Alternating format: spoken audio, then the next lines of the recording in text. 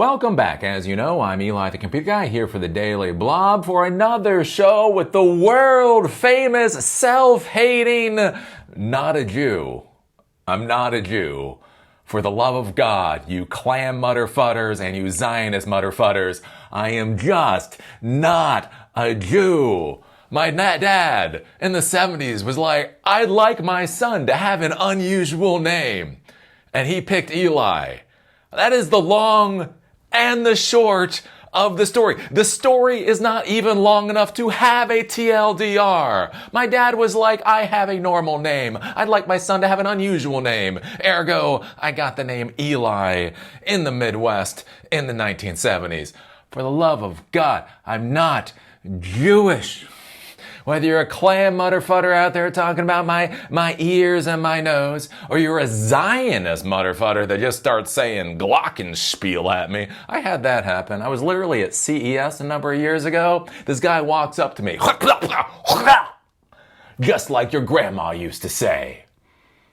And I was like, I'm not Jewish. I have no idea what you said. But anyways, it's the what? Oy vey. It's the world we live in. It's the world we live in. After I get done with this, I'm going to go grab a bagel and schmear.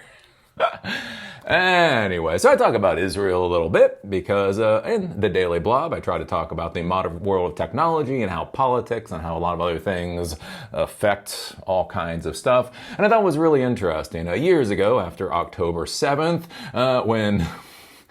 when things started over in Israel, one of the curious things is that Intel was putting a tremendous amount of investment into Israel at that time, and Nvidia was putting a tremendous amount of investment into that time, and there were getting to be some weird things going on over there. Like I think with Nvidia had this program where I do believe, as I remember, that they would match like donations to charities or nonprofit organizations. And basically they ran into the problem of all the folks that wanted to donate to Jewish, Israeli nonprofits and organizations, their money got matched. And the people that tried to donate to Palestinian nonprofits and the charities, their donations got shut down. And one of the things I brought up at the time, especially in this globalized world with American technology companies, is how do you square this circle sometimes, right? Sometimes,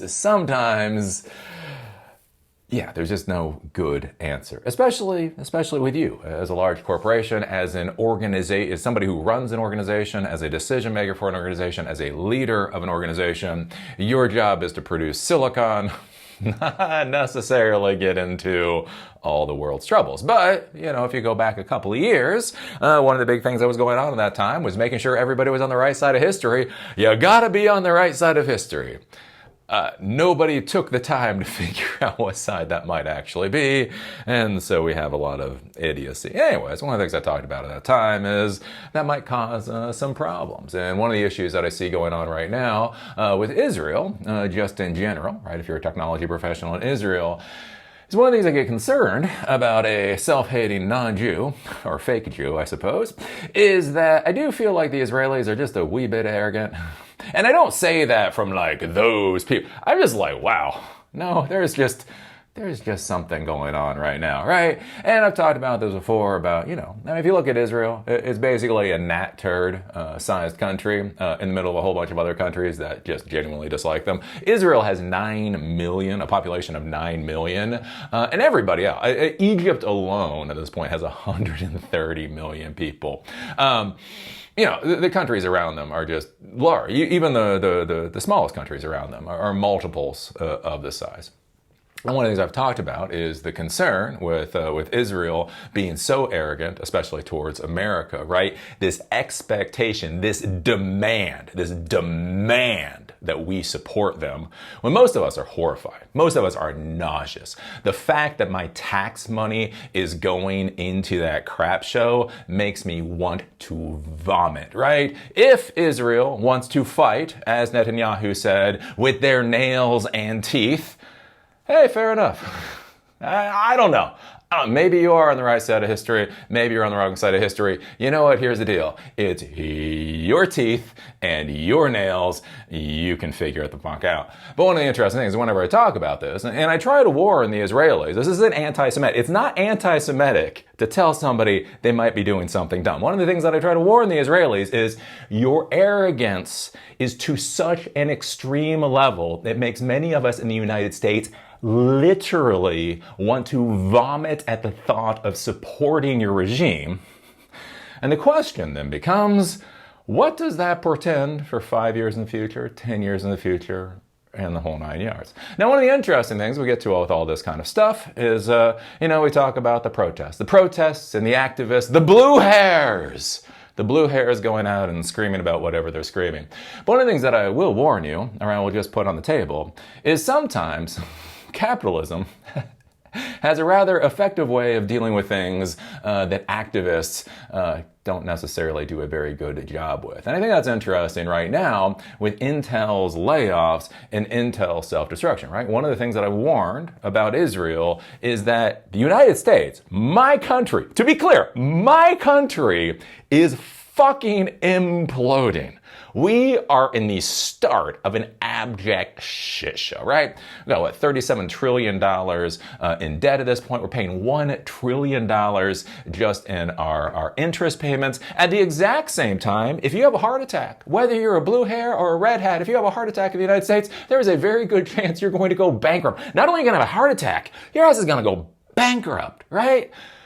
We got so many issues. And then we got the crap with China, whatever that's about. We got all this stuff going on. And one of the things I've warned, right, is that the U.S. is imploding. And so if you're betting your grandchildren's lives on the United States, might not be a wise idea. I will be the anti-Semite to say it. If you're betting your grandchildren's literal lives on the United States, as an American, just in general, you might want to rethink that. I think this is interesting right now as we look at Intel, right? So Intel is our canary in a coal mine. Intel is our AI canary in a coal mine, right? It's the one that's currently gagging and about to die and telling all of us we should be running for our lives. But the thing is, right, Intel was one of our premier technology companies. Hell, it might still be one of our premier technology companies. Whether it's a world premier technology company is a different story, right? Biggest, best, greatest. I remember when Intel mattered. Intel inside was a mark of pride, not a mark of a piece of bargain basement crap. Anyways, Intel is self-destructing in new and creative ways. And I think the interesting things when we bring up Intel, we bring up Israel, we bring up the United States, is in 2023, right? So not that long ago, December 26th, 2023. So really, only about a year and a half ago. CNN, a whole bunch of other places, but here, Intel will build $25 billion chip factory in Israel's largest investment ever. So one of the big things with Israel, right? Whenever I say, hey, Israel, you might want to rethink what you're doing. One of the things that I get from the Israelis is, Eli, we don't need minerals and mines and oil and all these other things. We have technology companies.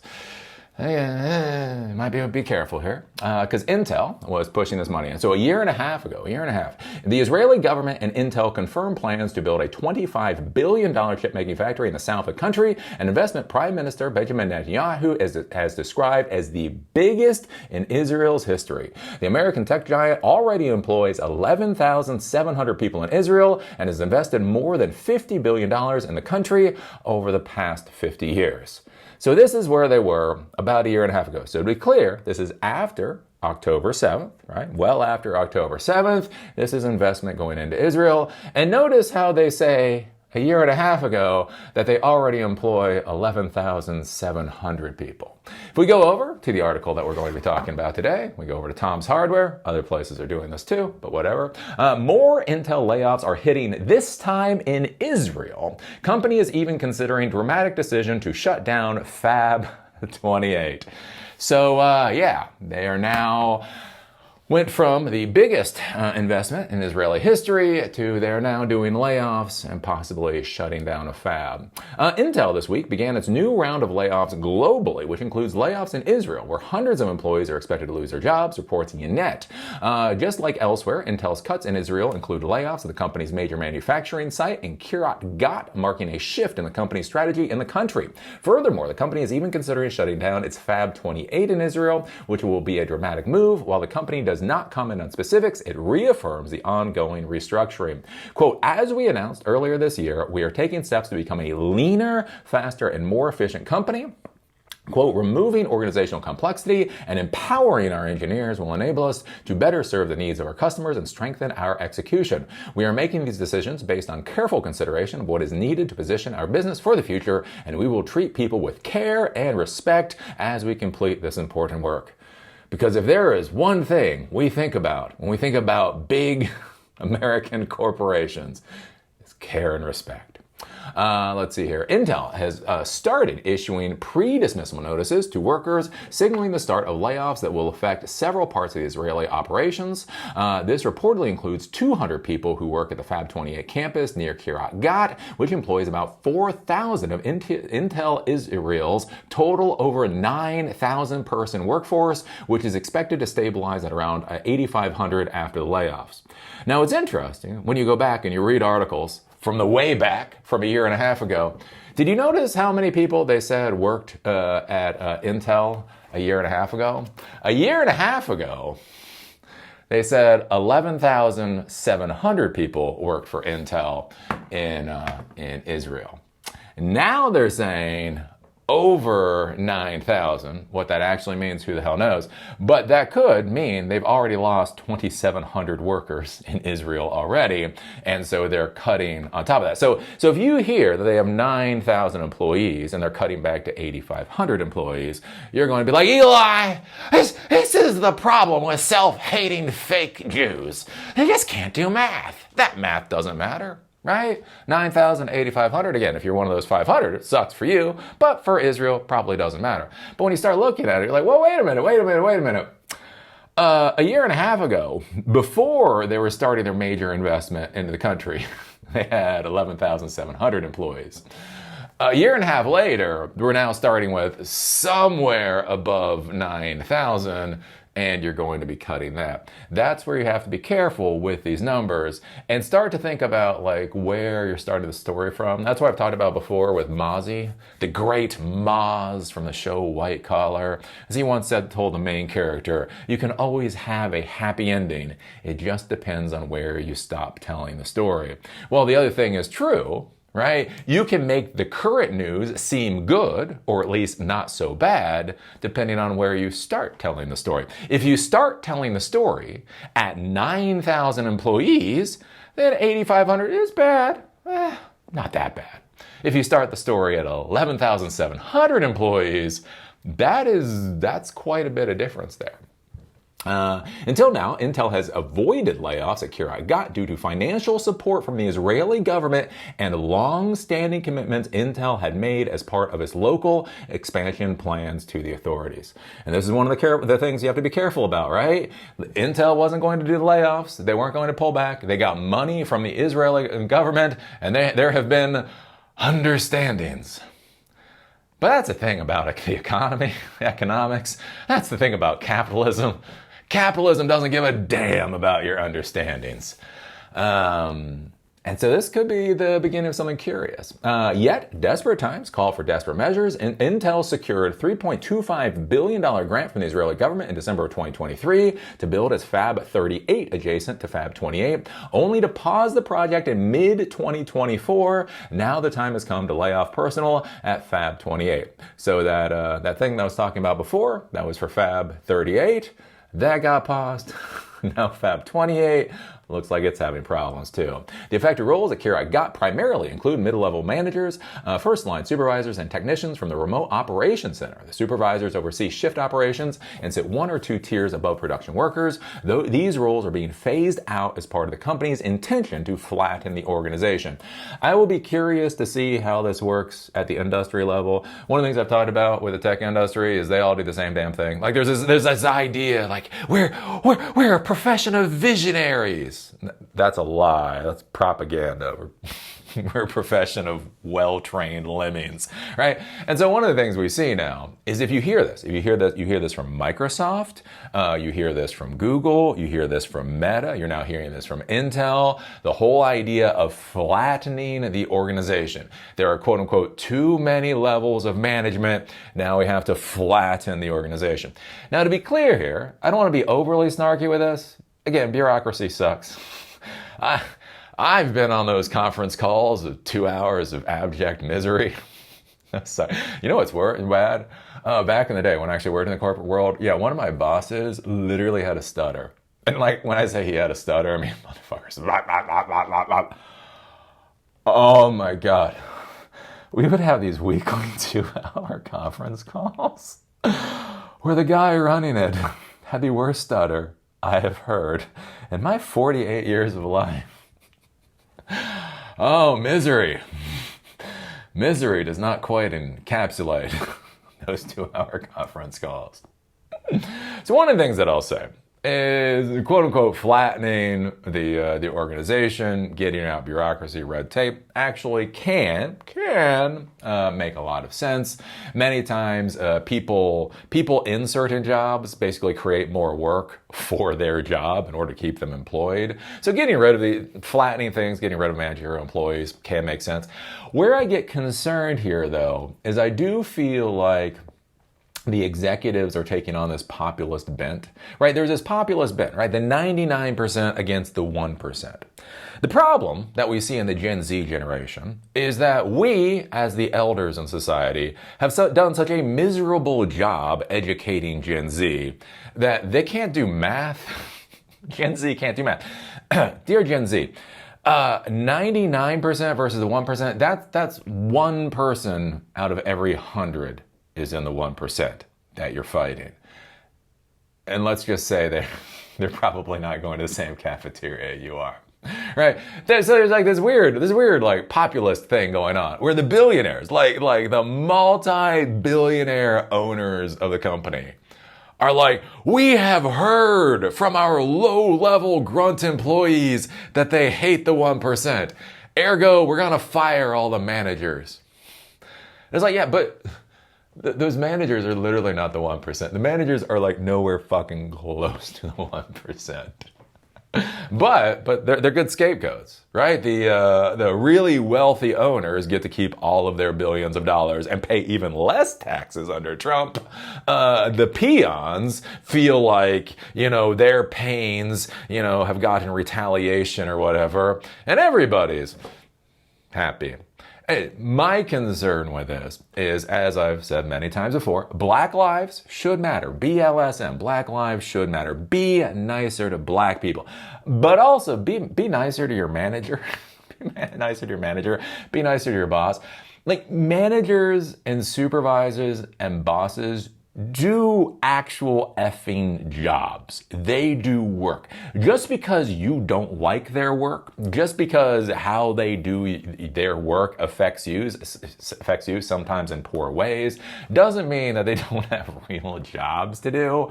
And so, if you've ever dealt with a mass of technology professionals, we call it, the technical term is herding cats. Because you have these really smart people that are really anti-authoritarian at the exact same time, their paycheck better clear, right? Herding cat. And so I am curious for a lot of these technology companies, what's going to happen when they fire all of their cat herders? You're going to have the billionaire boss in charge of an army of cats. It'll be funny.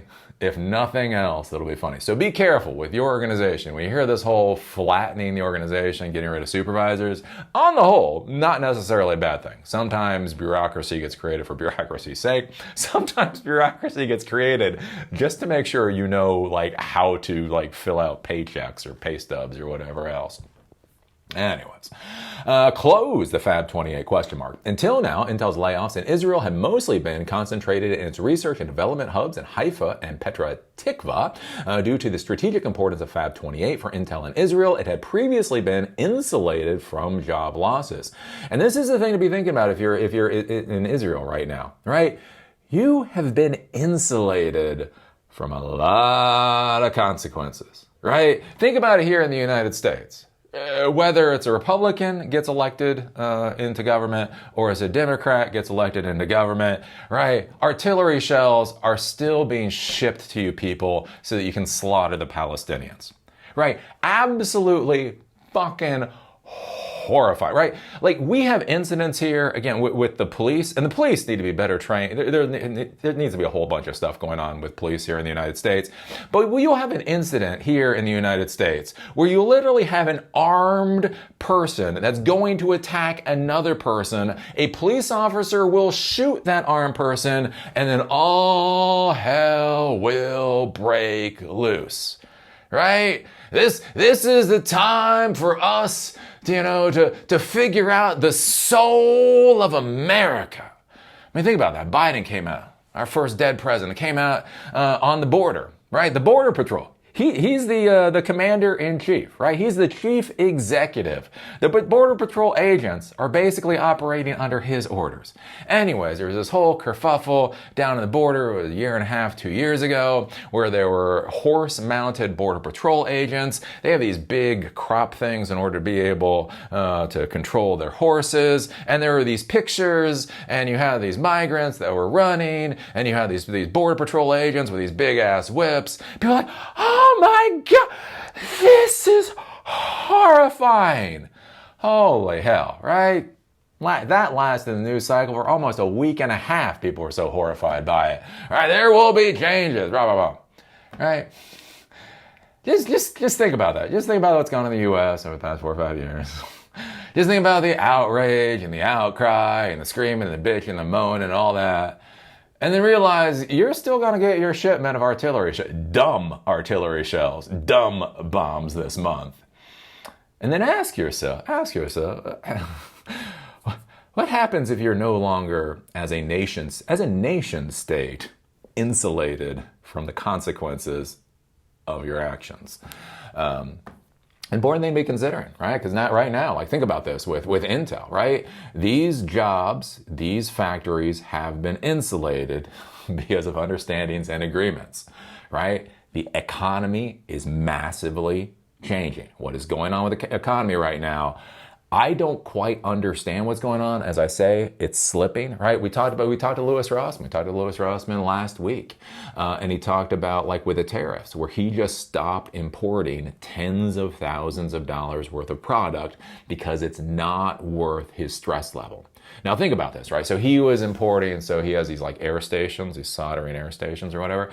So he was importing like $25,000, $30,000 worth of that. Right? So it was $25,000, $30,000 in economic activity for him to buy that.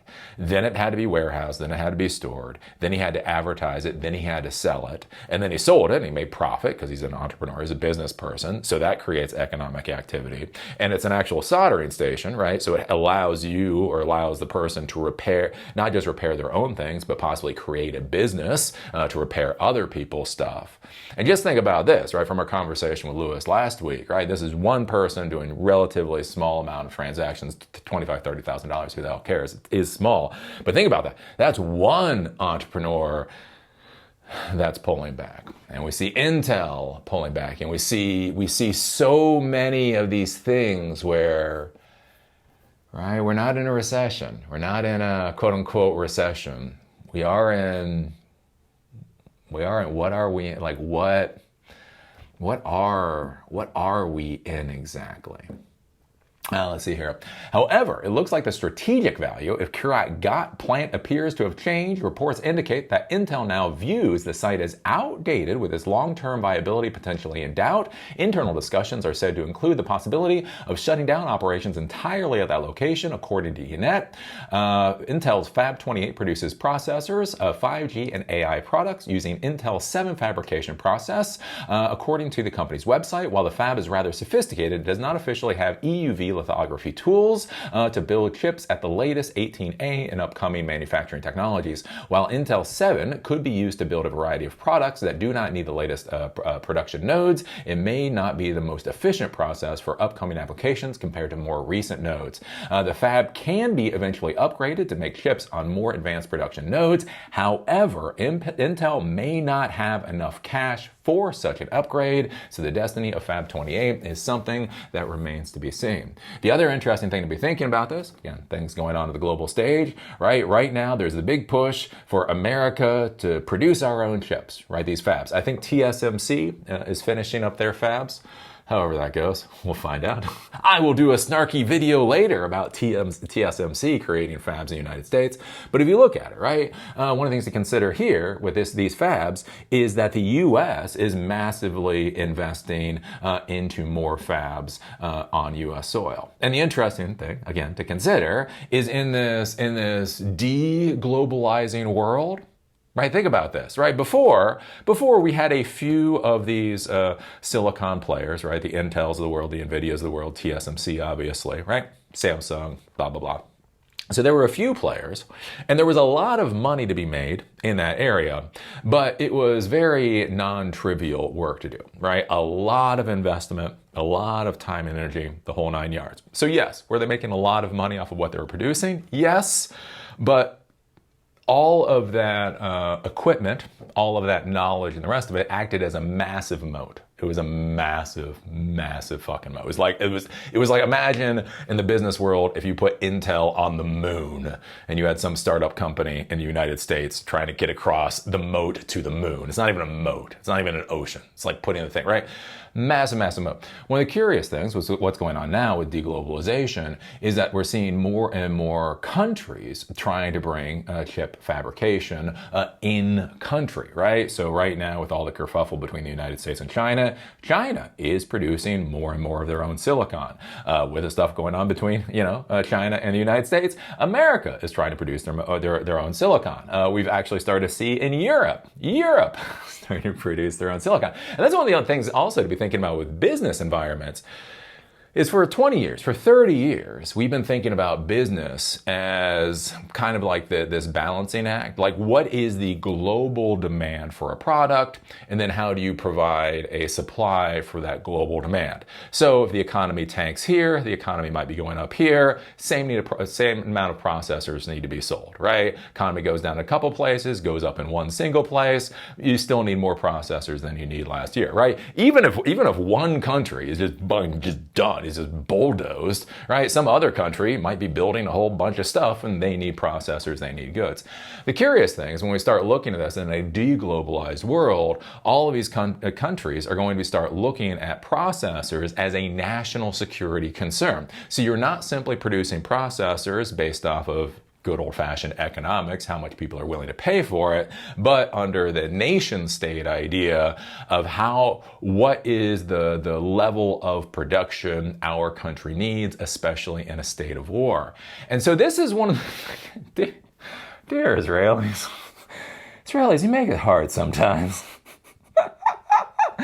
I'm just gonna say, Israel, you just make it hard sometimes. Because people, you try to explain something and then... Here's the thing. In this great globalized or de-globalized world of a silicon arms race, what happens to the tech economy of a country the size of a gnat's ass in the middle of a whole bunch of other people that don't want them to even exist? You want to get sad? Talk with Israeli soldiers once they get off of duty. Once they're in Europe, drinking themselves into a hole, or once they're in India, sucking the chillums, fucking chill. Dude, calm down. That was like a month's worth of dope right there, dude. Calm down. Anyways, you talk with them about defending that country. Fuck me. I just, talk about that in martial arts or military, it's like a bad day. Like, oh, that's fine. That's a bad day. Man, that seems like a bad life. That just seems like so many just bad days all super glued together. But anyways, like, think about it. In this world, right? It's not even like the Jewish thing, right? Hey, Jews, come to the United States, right? There are a lot of Israelis that are in the United States. There's a lot of Jews in the United States. It's like, hey, come to the United States and work in our fabs here. Oh, what, buy from your fab? Nah, it doesn't really make any sense anymore. You can come work at our fabs. So, yeah, I don't know. It'll be curious to see how all this kind of stuff works out on a global stage. And I do think Israel is going to get hit hard. I think Israel is going to be a bit of a canary in the coal mine with a lot of this stuff, where just this, right? That's the problem with supremacy. The problem with supremacists is that they know. Right? They don't believe they know. I think about this with, and it was interesting. The one Christian, I was like, she's a good one. The rest, they can go get buggered.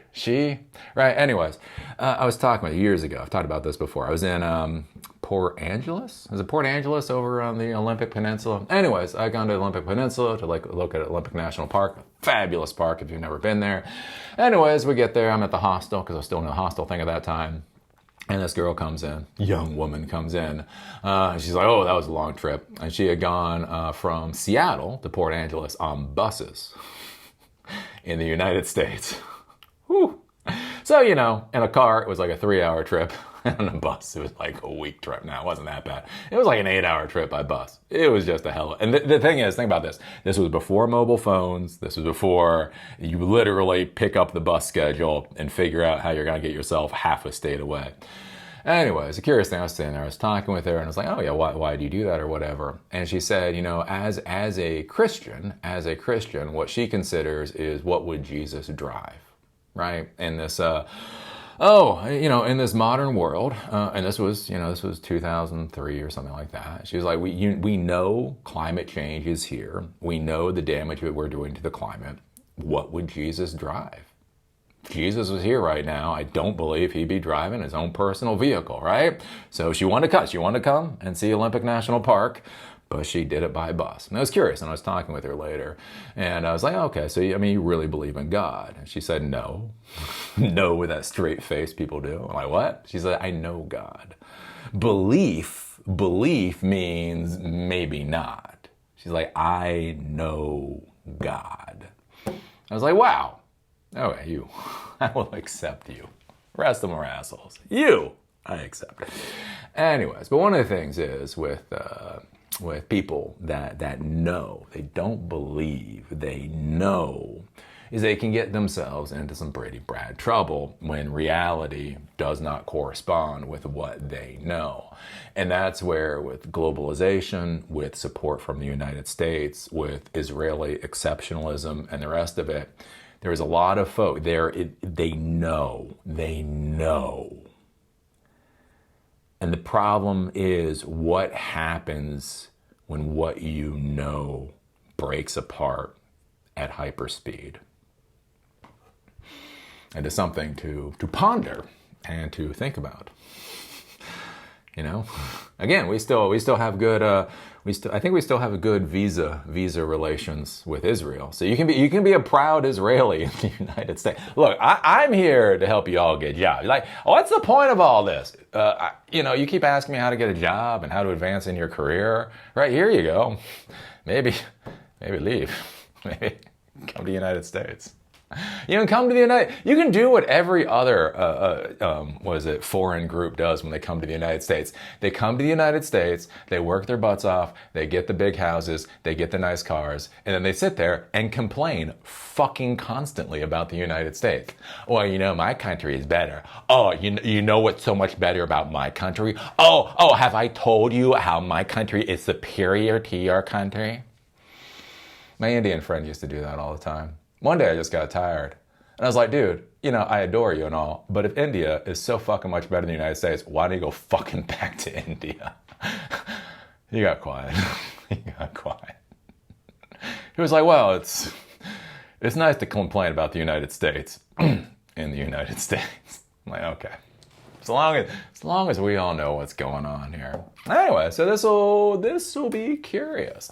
What do you think about this? What do you think about Intel's layoffs hitting Israel? What do you think about, with a special agreement, with government funding and the whole 9 yards, that even with that, it's grinding to a halt? What do you think about it, like with numbers and things, where a year and a half ago, they're talking about 11,700 Intel employees, and now they're talking about 9,000, and they seem to kind of ignore there's almost 3,000 employees that disappeared already. And what do you think about this also for a place like Israel, where, again, not knocking on the technology front, but when you have every other power block in the world trying to produce their own hardware, what happens to your viability, right? How the economy was January 19th is not how the economy is currently, and sure as shit isn't how the economy is going to be in another couple of Januaries. Just remember, like whether you at the end of the day fully agree with what Trump is doing or don't agree at all, we are 6 months into his presidency. I know it seemed longer than, it's like, oh God, at least we all know his presidency will be over soon. No, we got 3.5 years. I don't know. Put your thoughts down below. Give us a thumbs up, give us a thumbs down, give us an awesome comment or a horrible comment. Tell me about my fake nose. You know what that nose means? Yeah, motherfucker's from Ohio. Oh, I can't believe a motherfucker with an Ohio nose like that would come out and start screaming into a camera. Anyways, put it down below. Remember, it's a modern world of YouTube. Doesn't matter whether it's a good comment or a bad comment. It is all an interaction. And with that, see y'all later.